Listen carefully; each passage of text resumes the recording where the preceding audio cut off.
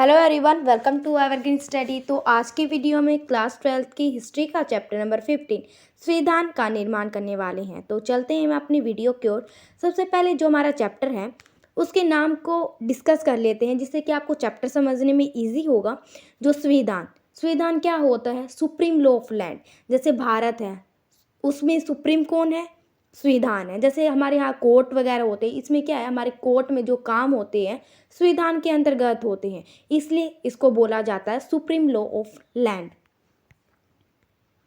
अब इसमें जो इंट्रोडक्शन है संविधान के बारे में, जो चीज़ें हैं थोड़ी सी हम इनको डिस्कस कर लेते हैं, जिसके आपको क्या है चैप्टर समझने में इजी होगा, आपको अदर जो टॉपिक्स हैं वो इजी आ जाएंगे।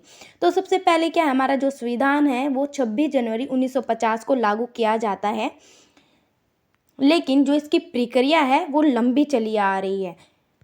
सबसे पहले क्या है, हमारा जो संविधान है, आपको पता है उस टाइम में क्या होता है, ब्रिटिश लोगों ने हम पे उपनिवेश कर रखा था।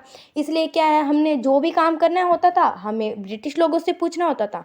इसलिए 1934 में M.N. रॉय है वो प्रपोजल रखते हैं ब्रिटिश के सामने कि हम अपना खुद का कॉन्स्टिट्यूशन बनाएंगे और इसमें कोई भी जो क्या है अदर जो कंट्री है उसमें हस्तक्षेप नहीं करेगी।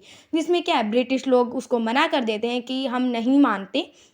जिसके बाद 1935 में आईएनसी मतलब इंडियन नेशनल कांग्रेस को जो नाम है हम छोटे शॉर्ट फॉर्म में आईएनसी बोलते हैं।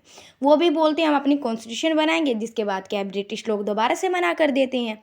15 नवंबर 1939 में क्या है, सी गोपालाचारी हैं वो कॉन्स्टिट्यूशन असेंबली बनाने की बात करते हैं ब्रिटिश लोगों के सामने, लेकिन वो फिर दोबारा मना कर देते हैं।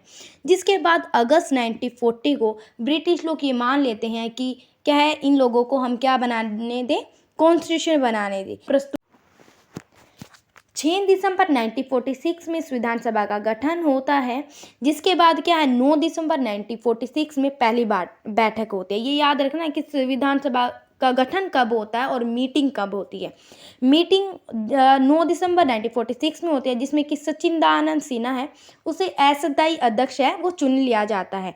जिसमें 2 दिन के बाद क्या है, ये बोला जाता है कि हमें परमानेंट प्रेसिडेंट की जरूरत है। जिसमें कि 11 दिसंबर 1946 में राजेंद्र प्रसाद को विधानसभा द्वारा अध्यक्ष चुना जाता है। जिसके 2 दिन के बाद ही जवाहरलाल नेहरू द्वारा उद्देश्य प्रस्ताव प्रस्तुत किया जाता है।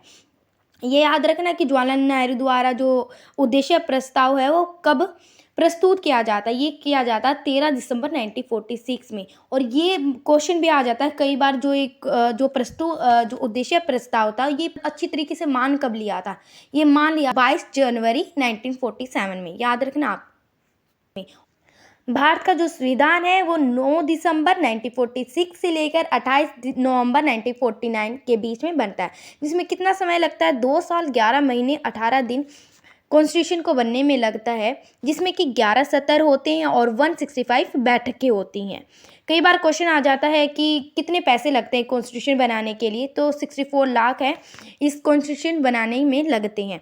जिसके अंदर क्या है, हमारी 3 मूल ढांचे होते हैं हमारे संविधान के अंदर। विधायक होता है, न्यायपालिका होता है, कार्यपालिका होता है। विधायक का काम क्या होता है, कानून को बनाना होता है।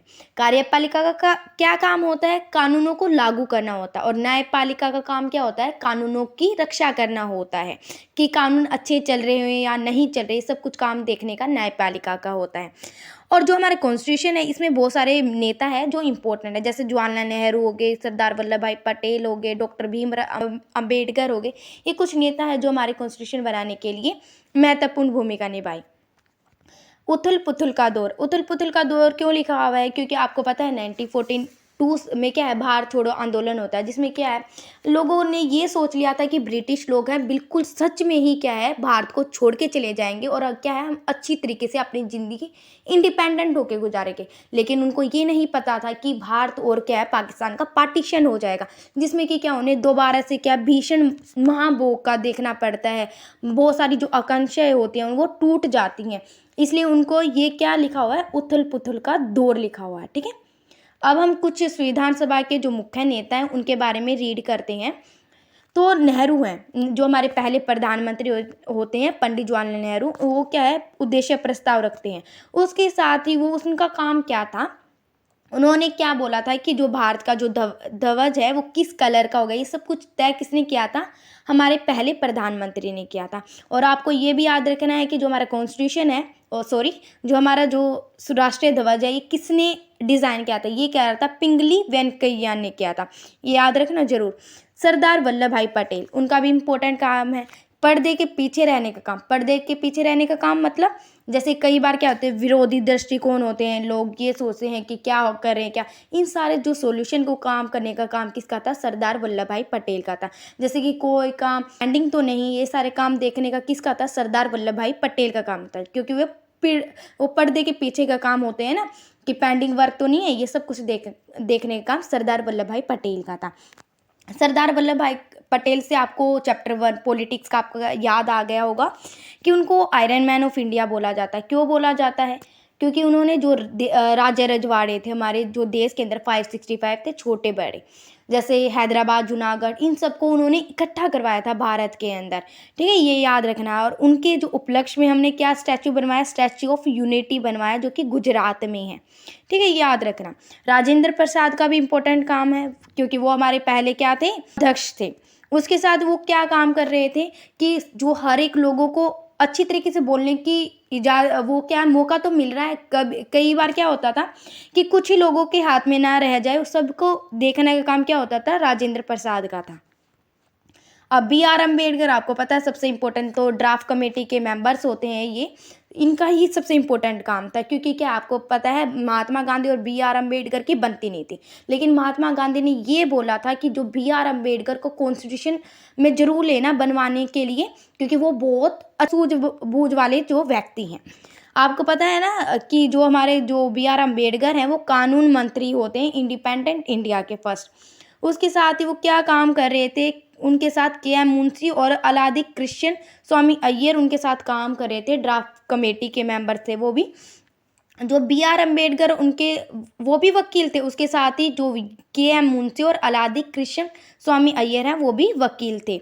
जो के.एम. मुंशी थे वो गुजरात के थे, वहीं अलादि कृष्ण स्वामी अय्यर आपको नाम से ही याद वो हो रहा होगा कि ये साउथ इंडिया के हैं, तो ये मद्रास के थे। इनका काम क्या था, ये ड्राफ्ट कमेटी के मेंबर थे। अब कुछ जो 6 मेंबर तो देख ले जो इम्पोर्टेंट थे, 2 और जो मेंबर थे जो सिविल सेवक थे, एक था बी.एन. राव था और एक था एस.एन. मुखर्जी था। जो बी.एन. राव था वो सलाहकार के रूप में कार्य कर रहे थे, लोगों को सलाह दे रहे थे कि, वहीं दूसरे एस.एन. मुखर्जी हैं, उनका काम क्या था, कानूनी भाषा, जैसे कई बार जटिल भाषा सरल करने का काम किसका था, एस.एन. मुखर्जी का था। तो ये हमारा जो फर्स्ट पार्ट है इसी वीडियो में कंप्लीट होता है। Thank you for watching. If you like our video then like, share and subscribe my channel.